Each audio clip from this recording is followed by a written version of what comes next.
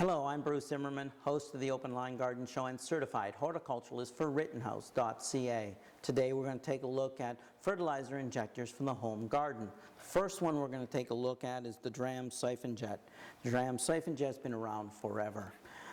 This is the latest model. They've changed this end from brass to plastic to improve its accuracy. They've made this tube clear and thicker. This is important so that from a distance you'll be able to see if the fertilizer is flowing or if there's no fertilizer left in your bucket at all.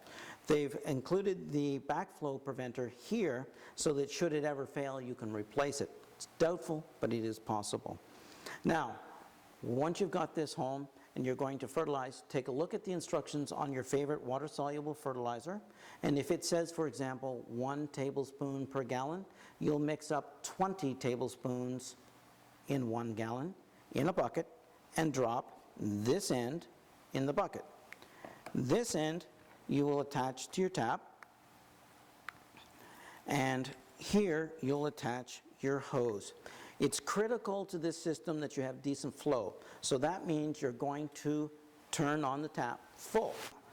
Also means that size matters. Now, the hose has to have at least a 1/2 inch inside diameter. 5/8 is better because, of course, greater flow.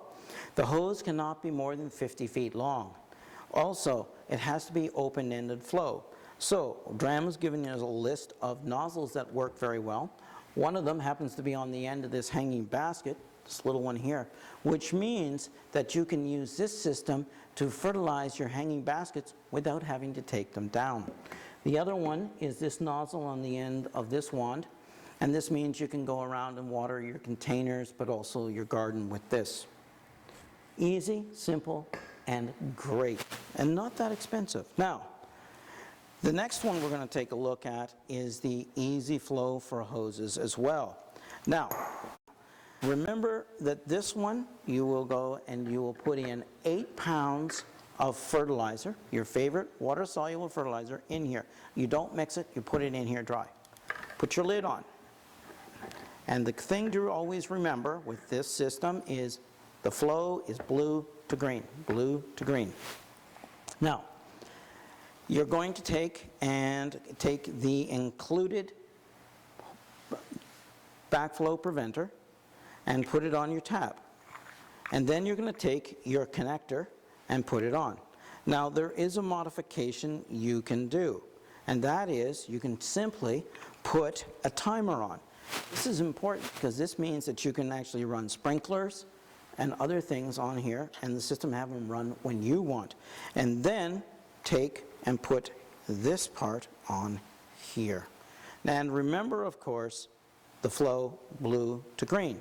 You're now ready to go, and you will take your black tube, and the black tube goes from the blue nipple to the blue here. The translucent goes from the green nipple to here. Why? Because the fertilizer flowing through here, it'll allow you to see the fertilizer flowing through this tube, and if it's not, you'll know your bottle is empty. It works really, really well. It works at PSIs of between 5 and 80 PSI. So it can actually work on very low systems as well as most of your home systems. If, for some reason or other, you have to fill this a lot, you'll find that turning this, you're going to keep turning your lines around and around all the time. What I do recommend is that you buy the optional Shutoff Kit. Now the optional Shutoff Kit will be mounted about here. You'll cut it into the lines, and what it'll allow you to do is pull the lines off so that you can undo the top and tube it on without twirling the lines around. Makes your life a lot easier. You can also use these to turn off the fertilizer. So if you need to water without fertilizer, or if you're going to fill your fish pond, or you want to spray the kids, then you can actually prevent the fertilizer from coming through. And then when you're ready to go, simply turn these back on. You're ready to go. We do a modification on this system for irrigation and drip irrigation systems. Now, with this, we take a little kit, and for a single head of your irrigation system, you will actually take the lines, and with these little nips, you'll put it in after the controller and before the actual head. This will allow the bottle not to have pressure on it constantly, because these bottles will not tolerate constant pressure. You're only doing one head. You can also do drip irrigation, and you can do as little as 5 drippers, because it does work at such a low 5 psi. So you can do more, but you can do it all the way down to only 5 drippers. Excellent, but you have to choose which one you're going to need, if it's for an irrigation system or whether it's for hand watering. Should you have a situation where you want to fertilize and you have an in-ground system, whether you're going to do a single zone or you're going to do your whole garden, then what you want to do is you want to step up and move up to the Ez-Flo fertigation unit. And the reason for that is this will take constant pressure.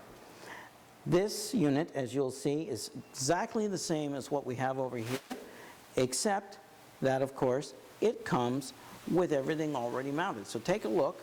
This is how yours should look over here. Same lid. You're still going to have slow, 1, 2, and fast. Slow will probably be for plant material that's long-term, low demand. 1 and 2 probably for your fertilizer, for your annuals, etc. And for turf, it depends. Now, 10 pounds of fertilizer goes in here, and it has to be installed right next to your feed line after the backflow preventer and before, of course, your controllers. Now, you're going to dig down, you're going to take your line, your feed line, find the diameter of it, and you're going to buy the proper connector. In this case, again, remember, flow, blue to green. And you cut your line, you'll glue this in, and these lines attach to this connector. You're ready to go. Again, you can turn the system off if you don't want to fertilize. You can refill this very easily by pulling the lines and putting the 10 pounds of fertilizer in here. It's an easy system. It's a great system. More and more people are starting to do this. Now, the manufacturer also recommends, and this may not be appropriate in all areas, so do check your bylaws, that you can actually put in other things other than fertilizer. Now, yes, the fertilizers you can go in here are really good quality, organics are fine. You can put biostimulants in there that are going to improve the soil and, of course, plant growth. But they also say that you can improve the garden by putting in mosquito controls and, let's just say, animal controls.